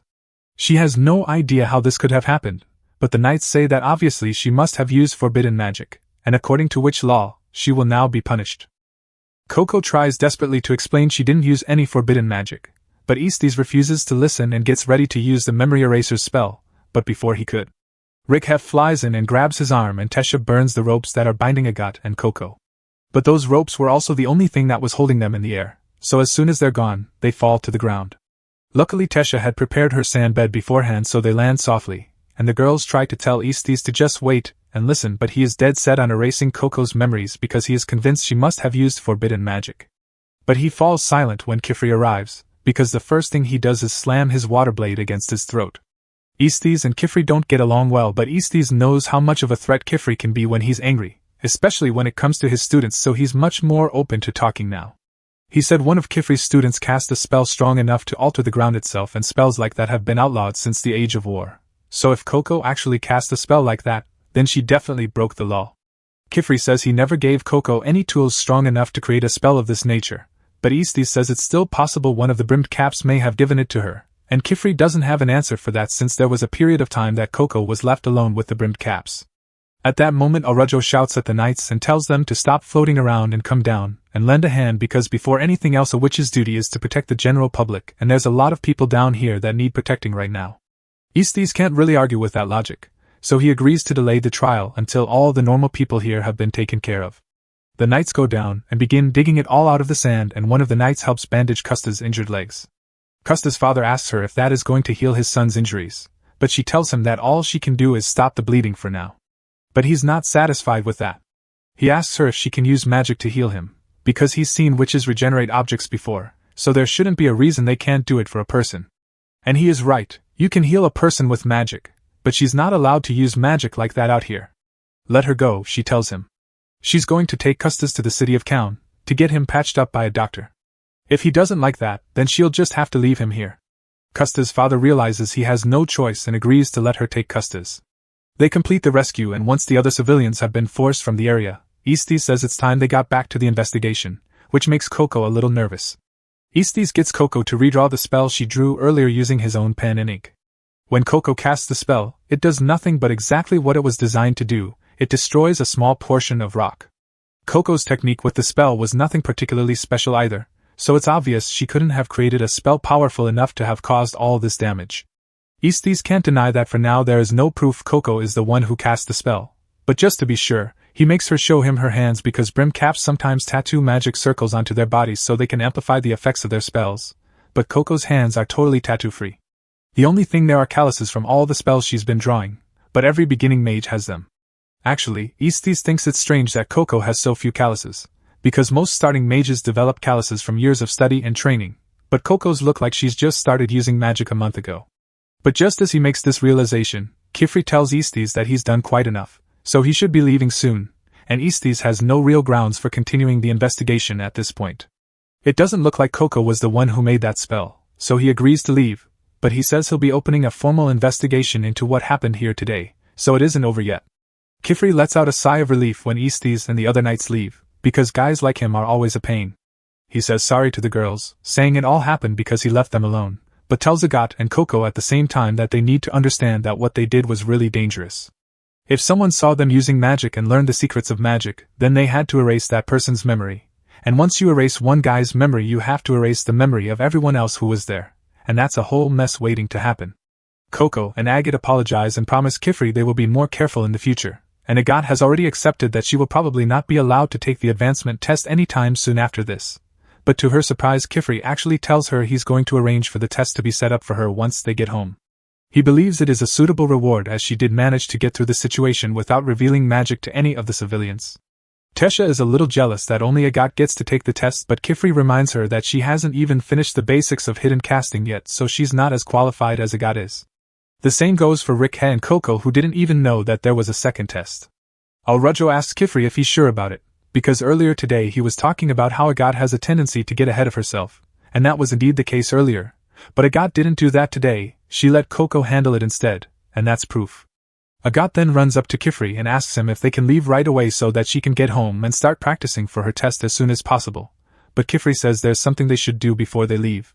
Meanwhile, as the knights are flying away, one of them says that if it is really true that Kifri accepted an outsider as his disciple, the rumors that she used a forbidden spell may be true as well. But Estes says there's no real proof Coco was involved in that spell, or that she lived there for that matter, and there's no way they'd be to look for proof with that petrification spell encasing the whole house, so the only way they'll be able to punish her for that incident is if they can get her to admit to it herself. After all, if the brimmed caps really have gotten to her, then it's his job to see that she doesn't do any unfixable damage. Meanwhile, back at what's left of the river, Kifri and the others are watching Alrujo work on building a bridge out of the sand by carving a spell into the rock. Shortly after he is done, the water from the river begins to return, meaning the effects of the spell must have worn off, so there shouldn't be any more trouble. He notices Coco's bottle and hat buried in the sand, and he picks them up and hands them back over to Coco, reminding her that she should be careful not to lose her witch stuff because it would be a disaster if it ended up in the hands of a civilian. Coco thanks him for finding it for her, but when she looks at her ink, she sees that it still seems pretty much full even though she has been using it since she started learning magic. She thinks the jar must be some kind of magic that fills it back up over time, which Kifri is sure is not a spell on that thing, so he asks her to hand the jar to him, because something is very wrong with it. It appears that at some point the brimmed cap poured some of his blood into the ink bottle, which probably changed the effects of the ink, but Kifri has no way of knowing that the blood was added to the ink, so he plans to take it to Nalnoa and have it analyzed. He makes up an excuse, telling the others that he is going to stop by at Calhoun since they never really had a chance to get Coco a wand. Alrujo is a bit suspicious, but before he can ask Kifri the real reason for the trip, Kifri offers to pick up 2 bottles of wine for him, and Alrujo agrees to let him go after that. A little later, Coco and Kifri arrive at Nalnoa's shop in Calhoun, but to Coco's surprise, there is no door here anymore. She wonders if they got the address wrong, but Kifri says that Nalnoa must just be closed for the day. That said, there's no way for them to get in if the shop is closed, but fortunately for them, Tarda happened to be returning from an errand at the time. Kifri tells him he came to see Nalnoa and Tarda agrees to let them in. Tarta reaches into his bag and pulls out a magic doorknob.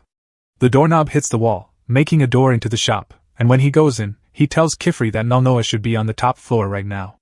Kifri begins to climb up and Coco is about to do the same when Tarta stops her and tells her that she has a cut on her leg and if she doesn't treat it soon it could get infected, so he asks her to come with him so he can tend to it. Coco thanked him for the offer and followed him into his room. She was surprised to see so many things she did not recognize. She picks up a jar of blue powder and asks Tarta what it is, because she thinks it's pretty. Tarta explains that those are magic dyes that change the effects of magic when added to ink, but asks her not to touch anything so she doesn't accidentally mix up the jars.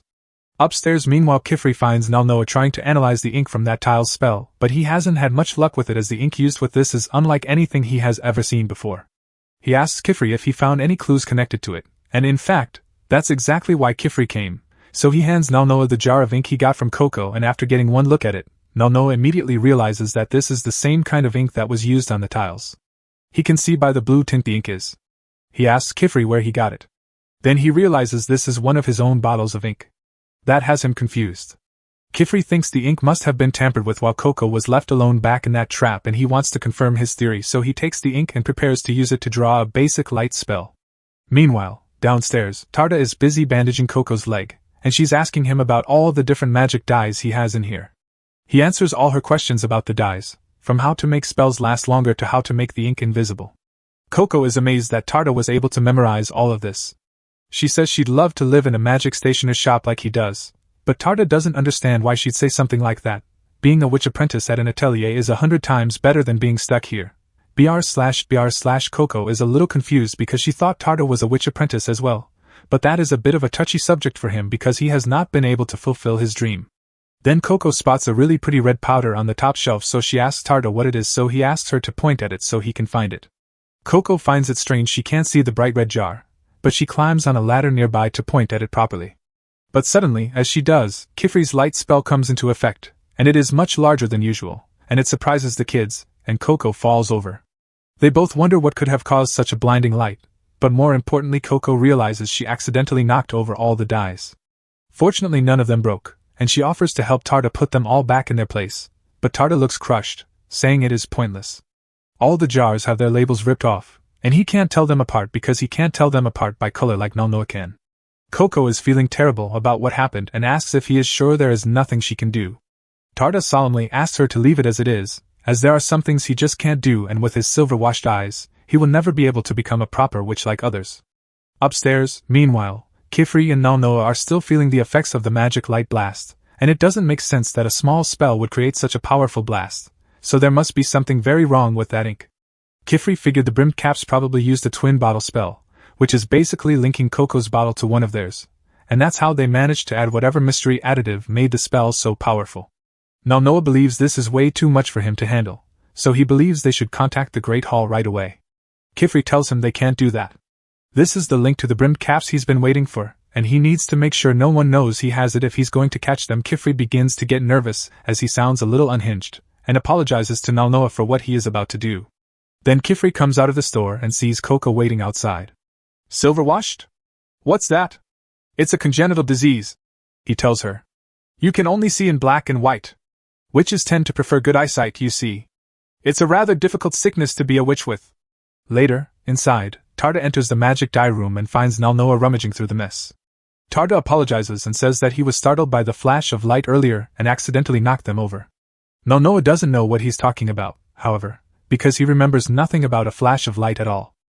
As far as Nalnoa is concerned, nothing unusual happened here.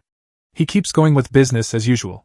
Tarta knows he must have seen that blinding flash of light. It's odd that it all happened right after Kifri left the other day, so Tarta wonders if Kifri had something to do with it. Meanwhile, Kifri is having a great time with Coco and the others in a field.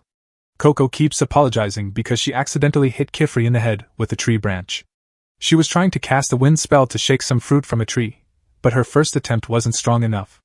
She tried to make the spell bigger, but she overcorrected and ended up blowing the entire branch off the tree onto Kifri. Tesha suggests that Coco change the angle of the wind so it twists the fruit out instead of just pushing it. Kifri thinks that's a fantastic idea. He adds that adjusting spells to fit each situation is part of being a witch. Tesha says it's important to consider why the spell failed in the first place. Even if it works, you should think about why it worked too. Kifri agrees completely and tells Tesha she would make a great teacher.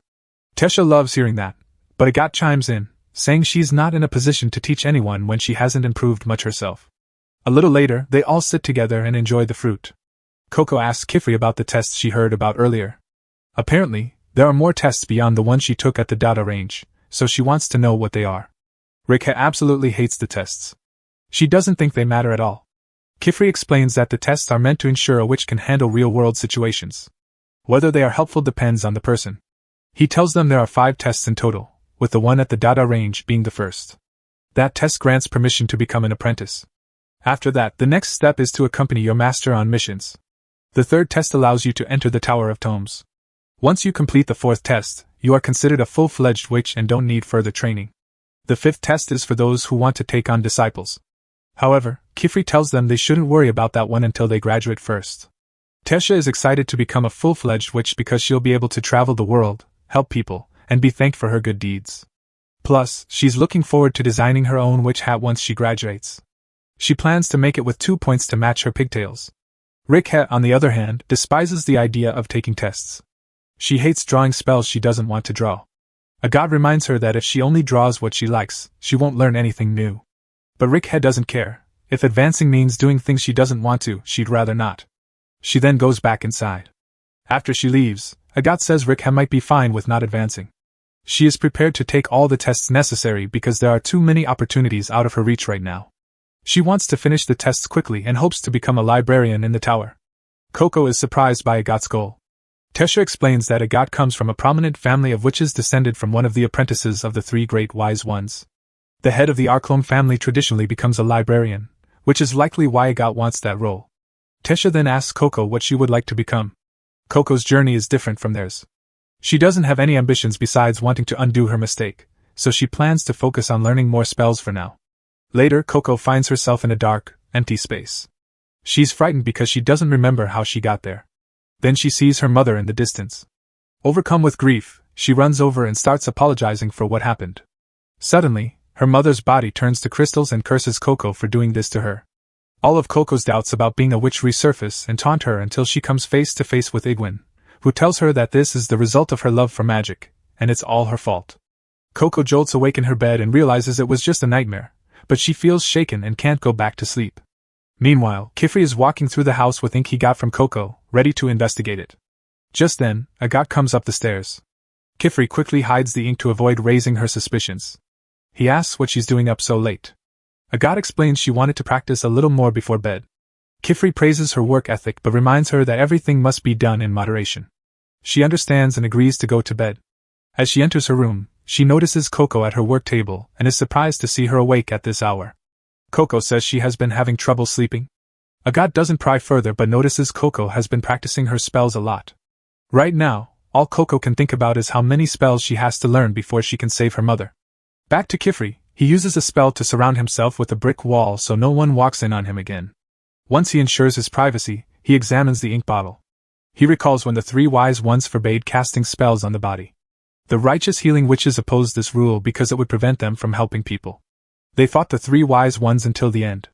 Eventually, when their memories were erased, their twin bottle spell was lost forever.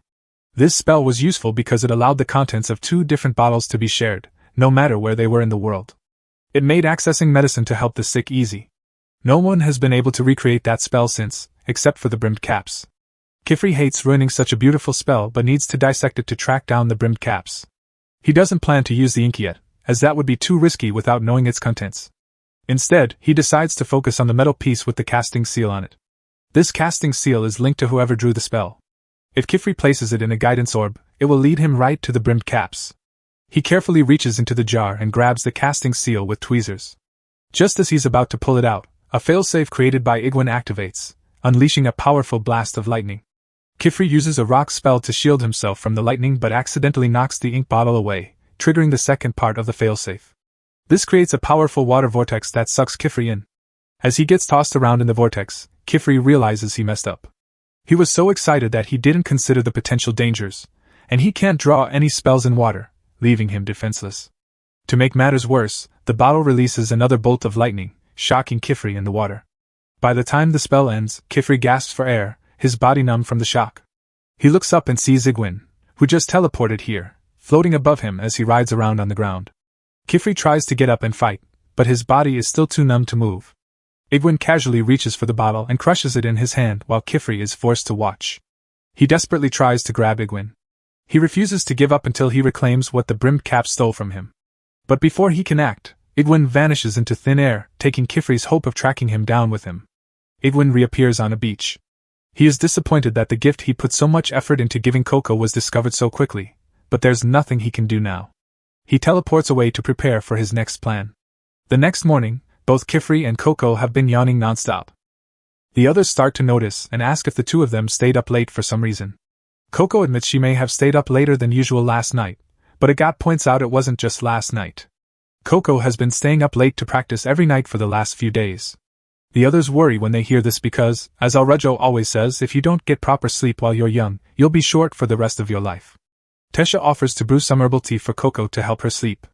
She also asks Kifri if he would like some, but he looks like he is already down for the count. The others wake him up, and Kifri apologizes for dozing off suddenly.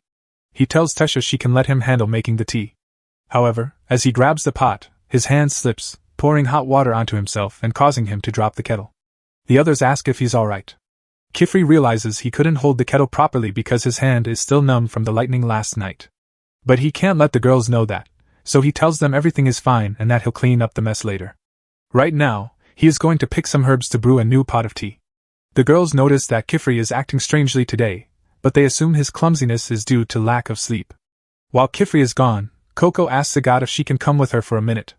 She has something she wants to discuss, and Agat agrees to go along. Coco leads her upstairs and presents the silk shoes she fixed. She apologizes for taking so long but wanted to ensure the flight magic was balanced properly. Agat is surprised that Coco is giving these back to her. She suspects Coco is plotting something, as there's no way she can be this nice. Coco doesn't understand what Agat means, so Agat reminds her that even when Kifri scolded her for taking the test without his permission, Coco didn't snitch on her. Agat forced Coco to take the test, yet Coco chose not to reveal that. Now, Coco fixed Agat's shoes without being asked. Agat is curious about Coco's motives. Coco admits Agat is right. She could have snitched on her for forcing her to take the test. At first, that's what she wanted to do. When she reached the test site, she was alone and scared, unsure how to get back. She thought about waiting for Kifri to come get her. But she decided to try, wanting to prove to herself she could overcome problems with her magic. Agat is unsure how to respond. She feels incredibly guilty about what she did to Coco. Before she can offer a real apology, Coco suddenly falls to the ground with a severe fever. Kifri is in the garden, eating some medicinal herbs to help with his numbness when Agat flies up and knocks him off his feet. Surprised, Kifri regains his balance, then asks her why she was moving so fast. Agat explains that Coco must have made the flight spell too strong. But right now, Coco needs their help. Kifri and Agat rush back to the atelier. Coco's fever has worsened, so Kifri plans to take her to a hospital in Kelm. He asks Alrejo to watch over the atelier while he is gone. When Kifri arrives in Kelm, he bumps into Tarta. He asks if Tarta can lead him to the hospital because Coco needs immediate medical attention and he isn't familiar with the area. Tarta agrees to help, saying he knows a shortcut.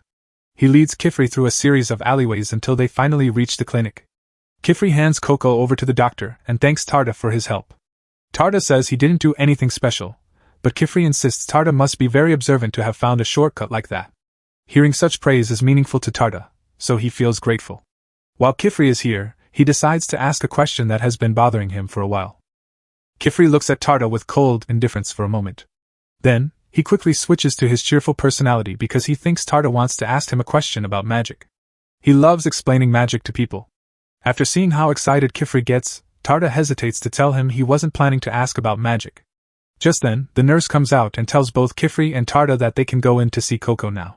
Thankfully, after examining her, the nurse says Coco's condition isn't serious. It's just an exhaustion-induced fever. She also notices that Coco seems a bit sleep-deprived. She informs Kifri that if Coco gets proper rest, she should feel better in a few days. To be safe, the nurse believes it's best for Coco to spend the night here. Kifri thanks her for her help. The nurse tells him she doesn't know what kind of training witches go through, but it's an adult's responsibility to ensure kids don't overwork themselves, implying it's Kifri's fault. Kifri realizes she is right, so he apologizes to Coco. To make her stay more comfortable, he casts a quick spell to cool the room and help manage Coco's fever. Tarta wonders why Coco would work herself to the point of collapse. Kifri explains that while Coco may appear cheerful, she didn't know much about magic until recently. She must be desperate to catch up with her peers, which led her to neglect her well-being. Tarda remembers hearing rumors about an outsider who recently joined the magical world but never guessed that it was Coco. Kifri also apologizes to Tarda for earlier saying he had a question. He tells him they'll have to postpone that discussion for another time because now isn't a good moment for him. Tarda understands and assures Kifri there's no need to worry about it. Just then, the evening bell rings, prompting Tarda to tell Kifri it's time for him to head home. As he is leaving, he realizes he accidentally left his hat on the floor. Unfortunately for Tarda, this is a big issue. The ferry to the heart of the city only allows witches, and guards won't let him board unless he proves he is a witch by showing his hat, which he no longer has. If he wants to get home, he has to turn back and look for it. Meanwhile, back at the clinic, Kifri sits by Coco's bedside as the doctor returns to check on her. He tells Kifri that the mist spell he used is great because it makes the room cool. But Kifri insists it's nothing compared to what doctors do. Even with all the magic he can use, he can't cure diseases, so he can't help Coco, no matter how much he wants to. Still, the doctor reassures him that his magic helps keep Coco's fever in check, so it's useful. Meanwhile, on the northern side of town, a bar has caught fire, and someone rushes over to get the doctor because they need to treat the burn victims. When he arrives, he notices the magic bubbles next to Kifri. Realizing Kifri is a witch, he begs him to help put out the fire, as many people are still trapped inside. Kifri wants to help but hesitates to leave Coco alone. However, by this time, Coco has regained consciousness and heard everything. She tells Kifri she will be fine on her own and he doesn't need to worry about her. Since Coco is so insistent, Kifri agrees to leave with the others to help stop the fire. As they are leaving, Tarda finally returns to the clinic searching for his hat. He has checked everywhere else in town, so he's sure it must be here. Sure enough, as he walks back into Coco's room, he sees it on the floor. He goes to pick it up, but suddenly hears Coco moaning in her sleep. He checks on her. When Coco wakes up, she is surprised to see Tarta and asks what he's doing there, but then she coughs mid-sentence because she still feels sick. Tarta notices Coco's cold has worsened and wants to call for help, but he finds no one else in the clinic, which he thinks is odd. Coco explains that everyone went to deal with the fire up north, including Kifri, leaving just the two of them. It would take too long for Tarta to find someone else. Coco needs help now, so he decides to do what he can for her. He remembers that Tranquil-Leaf helps reduce fevers, and the doctor must have some around. He starts looking through the cabinets to find the medicine. Eventually, he finds a tray of medicine, but to his horror, none of the jars are labeled, which seems careless. More importantly, without labels, Tarta can't distinguish the herbs since he can't see their colors. He feels helpless in this situation. This brings back painful memories of his past when adults looked down on him because of his silver-wash eyes. They told him that without color vision, he would never learn to draw complex spells with magic dyes. They deemed it pointless to train him as a witch and told him to accept that there were things he could never do. The worst part is that Tarta actually knows about this. The components in magic dyes are often used as medicines, so he knows what the plants and herbs look like and what they can do. But when ground up, the only way to tell them apart is by their color. Coco, noticing Tarta is upset, tugs on his shirt and asks if he's okay. He apologizes for not being able to help her with the medicine. However, he still wants to make her comfortable. When she coughs again, he reaches into his bag and pulls out a vapor bubble to give her some water. As he does this, he remembers the vapor bubble works by drawing moisture from its surroundings, which gives him an idea. The Tranquil-Leaf is dried and ground into powder before being stored, so if Tarta uses the bubble to extract excess water from the medicines, he can distinguish them by their physical state. Tarta moves forward with his plan. He uses this method to rule out a few medicines, like the crystalline one and the oil-based one. Even after eliminating most, he is still left with 3 powders that look almost identical. He feels stuck and unsure of what to do next. Trying to guess would be too risky. Tarta feels like a complete failure because it seems there is nothing he can do. He gives up on figuring out the medicine and decides to wipe down Coco's sweat, since that is all he feels he can do right now. But Coco tells him not to think that way. She says that if you want to do something you otherwise can't, that's where magic comes in. She asks Tarta if he has any ink and a pen with him. As it turns out, he has a pen he recently carved, so he hands it over to her, and she begins to draw with it. She tries hard to stay focused, but she is still quite cold. Tarta wraps a blanket around her to keep her warm. He then asks what kind of spell she is drawing, thinking it will help her feel better. However, Coco says she doesn't know any spells like that. Instead, she is drawing a spell to help Tarta. This surprises him, making him even more curious about what the spell does. Coco explains she's modified a rock-breaking spell she knows. Normally, the spell turns solid objects into powders, but she switched the symbols so it should turn powders back into solid forms. She believes this will help Tarda identify the ingredients since he knows what the original forms look like. But when she activates the spell, the result looks all blobby and unrecognizable. Coco feels like a failure because she couldn't draw it correctly. The lines are wobbly and uneven, partly because she is sick, but that doesn't change the fact that her spell failed. Tarda asks her if it would work better if the lines were more precise. If so, he thinks he can help. Coco appreciates that. She watches him study the spell, and it reminds her of how cool he looked when she first saw him carving pens in Nalnoa's store. Tarda snaps her out of it and asks if he can move the symbols from the top and bottom to the sides. He thinks it would balance the spell and help the powder hold a more defined shape. Coco says he can make whatever changes he thinks are necessary because if he's the one drawing it, then it's his spell. After deciding on the details, Tarda begins to draw. A few minutes later, the spell is complete, so he decides to test it out. When he places a jar over it, the spell causes the powder to take the shape of the plant it originally came from. It's a complete success. Tarda is happier than ever because this is the first time he has achieved something like this. He quickly tries to find the tranquil leaf again, but to his surprise, none of the vials contain it. It's fortunate he didn't guess earlier. Confident there must be some around, he says he's going to check the storage room for the tranquil leaf. Normally, he wouldn't be able to tell these different medicines apart, but thanks to the spell he and Coco made, he can clearly distinguish them. It feels like a limit that has weighed him down all his life has finally been broken. He eventually finds the tranquil leaf, but suddenly, the nurse walks into the storage room and asks what he's doing, rummaging through the clinic's medicine. He explains the situation, and the nurse understands he wanted to help Coco and thought he was alone. However, she says no one would be careless enough to leave a hospital completely abandoned with a patient present. She also explains that the lack of labels on the medicine is to prevent people from administering treatment themselves since giving the wrong medicine can be dangerous. She admits that Tarda was right about tranquil leaf being the best choice and asks if he has an interest in medicine. Then she notices his hat and realizes he must be a witch's apprentice. By morning, Kifri finally returns. He has been worried about Coco all night, but he is relieved to see her sleeping peacefully with Tarda by her side. Later, Coco wakes up feeling much better, thanks to the medicine. She thanks Tarda for helping her last night, but he tells her she actually helped him. Nalnoa comes looking for Tarda since he didn't come home last night. He is relieved to see that Tarda is okay. With both Nalnoa and Kifri present, Tarda thinks it's the right time to ask about the light he saw the other day. However, Nalnoa still doesn't remember it, and Kifri pretends he doesn't know what Tarda is talking about, making him question if he imagined it. After that, Tarda and Nalnoa get on the ferry to go home. After Coco says goodbye, Tarda yells back that he will make his best magic pen for her as a thank you gift, and she says she can't wait to see it. Kifri and Coco start their journey home as well, and on the way, Coco explains to Kifri that she has been having trouble sleeping because of nightmares.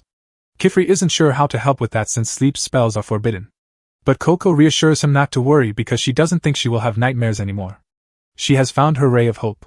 The spell she made reminded her that spells are easily reversible if you flip the signs around. As long as she can find the spell in the picture book that crystallized her mother, she can undo it and save her. Meanwhile, the brimmed caps are planning their next encounter with Coco. They intend to strike when she undergoes a test since she will be outside Kifri's protection at that time. The next day, everything returns to normal, and Coco's magic lessons with Kifri continue. After some practice, she can finally cast the light spell without needing any references. Kifri congratulates her, and Coco feels happy. Still, she knows she has a lot of work ahead. She struggles with the more complex spells, and if she doesn't get better at them, she'll end up relying on the basic ones she already knows. Kifri tells her it's fine to use the same spells often. He explains that spells she can draw easily can be her specialty. This interests Coco. Kifri points out that when she draws, she shows more confidence with straight lines than with curves. He remembers seeing her draw some impressive straight lines, suggesting that could be her specialty. Coco is thrilled to learn that she has a specialty. She decides to practice her straight lines more, but Kifri advises her to wait. She will naturally improve on her strengths, so she should focus on what she finds challenging. So, Kifri places a large stack of books in front of Coco and tells her to start reading. She begins studying various magic circles, each one more impressive than the last. She loved magic circles as a kid, even when she knew nothing about magic. Now, understanding their function, she has a new respect for the effort that went into creating them. Coco asks Rikhe if she wants to look at these amazing spells with her. Rikhe flatly declines, saying she's not interested in other people's spells. When Coco presses her, Rikhe gets angry and accidentally completes a crystal spell she was working on, crystallizing the table in the process. Kifri rushes over to check on Rikhe, thankful she's not hurt. He reminds her to be careful not to cast spells when she's angry. Rikhe reacts poorly to the criticism, pulling her hand away from Kifri and running off to her room. Coco feels responsible and chases after her to apologize. Meanwhile, Kifri wonders how to manage Richa's stubborn outbursts. Aurajo, who had been napping on the couch, advises him that if Rikhe continues to ignore the milestones of learning and Kifri's guidance, she won't grow as a witch. Coco follows Rikhe into her room but is surprised to find Rikhe missing. She wonders where Rikhe could have gone. Then, she notices the brush buddy on the floor and asks it if it knows where Rikhe went. The brush buddy scampers into a nearby scroll pot. Worried, Coco tries to pull the brush buddy out but discovers a secret compartment under the pot. She crawls through a grass-filled tunnel leading to a small room Rikhe made. Coco is amazed at how beautiful the place is. Rikhe turns around and says she wasn't given permission to enter, so Coco shouldn't be there. Coco apologizes, explaining she followed the brush buddy and didn't mean to intrude.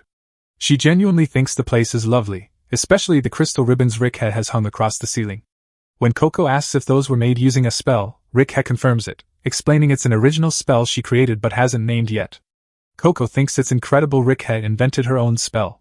Seeing how much Coco admires the crystal ribbons, Rikhe offers her one, which makes Coco really happy. She thanks Rikhe for her kindness, but while she's there, she asks why Rikhe doesn't like looking at other people's spells. Coco loves it because she has so much to learn about magic. When she sees a new spell, she enjoys imagining the process behind its creation and the creator's thoughts at the time. Rikhe explains that she dislikes looking at other spells because it would force her to draw spells she doesn't want to draw. She refuses to let other people's spells affect her own. Back in the study, Kifri is still cleaning the mess from Richa's spell. He explains to Aurajo that Rikhe can learn. She just uses her stubbornness to protect herself. He's unsure how much to intervene, knowing her situation is complex. Aurajo expresses relief that he isn't dealing with this but offers Kifri a small gift. He tosses a bag to Kifri, mentioning he heard that Kifri and Coco haven't been sleeping well. Aurajo invented a magical device to help them sleep. Although sleep magic is forbidden, he created stones that keep you warm and comfy at night if placed under your pillow. They should help everyone fall asleep more easily. After Aurajo leaves, Kifri notices a letter arrive through the magic printer. He goes to check it out, and moments later, Agat walks in at the perfect time. The letter informs Kifri that a date has been set for Agat's test. In Richa's childhood, she often practiced her spells while hiding in little tunnels. Whenever her brother Riley came to see what she was up to, she would get embarrassed and try to hide it.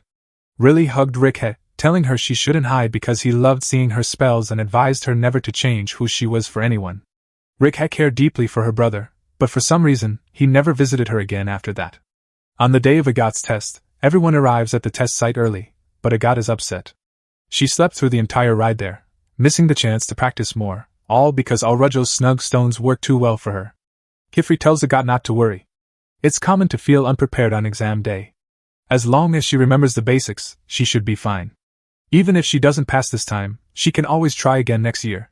Agat thanks Kifri for his kind words but insists she doesn't need them. She's going to pass the test on her first try, so there won't be a next time. After all, she is a member of the House of Arklom. Moments later, another instructor approaches with his apprentice. He comments on Agat's confidence, which contrasts sharply with his apprentice, Yuini. Yuini lacks confidence, and has already failed the test twice. The instructor says he'd gladly trade this failure for a daughter from the House of Arklom. Kifri scolds him for treating apprentices like objects that can be traded. Kukro replies that Kifri can only say this because he hasn't dealt with a failure like Yuini. Kifri is about to respond, but Yuini steps in. He says there's no need for defense. Everything Kukro said is true. He even apologizes to Kukro for being incompetent. Kifri begins to see where Yuini's lack of confidence stems from and feels sympathy for him. A few moments later, Kifri hears a familiar voice and sees Coco turn around, shocked to find a giant brush buddy behind her. Kifri clarifies that it isn't a brush buddy but a witch. Coco feels confused since she thought transformation magic was forbidden, but Elira didn't use transformation magic. She only wore a cloak that creates the illusion of nearby beasts, which is why she looked like a brush. Elira is the proctor for today's test, named Sincerity of the Shield. The test requires candidates to act as shields, protecting their targets until they reach the end of Serpent Back Cave. They must keep sight of their target. If they reach the end alone, they will be disqualified. They also can't be seen while casting spells. Agat asks what happens if she is spotted. Elira explains it will result in an instant fail because she will be revealing herself as a human. The others don't understand, so she tells them to put on the illusion cloaks and follow her. She leads them to the edge of a cliff, where several merfins stand. These merfins are the targets the test takers will need to defend. The cave is an old magical ruin protected by various spells, making it dangerous to stray from the path. They need to use magic to guide and protect the merfins. With these cloaks, the merfins will see the candidates as one of their own and won't be startled. However, if they remove the cloaks or break the seal, the merfins will see they are human and run away. Agathe realizes this might be harder than she thought, but she feels she has come too far to turn back now. Elira starts handing out the merfins. After giving one to Agathe, she approaches Rikhe to give her one as well. Rikhe is confused and tries to explain that she isn't taking the test with Agathe. Elira insists she clearly remembers receiving a test application with Rich's name on it. Kifri then steps in to clarify that he sent the application for Rikhe. When Rikhe hears this, she feels betrayed. She tells Kifri that he lied to her because the only reason she agreed to come to his atelier was that he said she wouldn't have to do things she didn't want to do. Now, it seems he's forcing her to take this test. She believes he doesn't care about her desires, just like the other adults. Kifri assures Rikhe that he does care about her wants.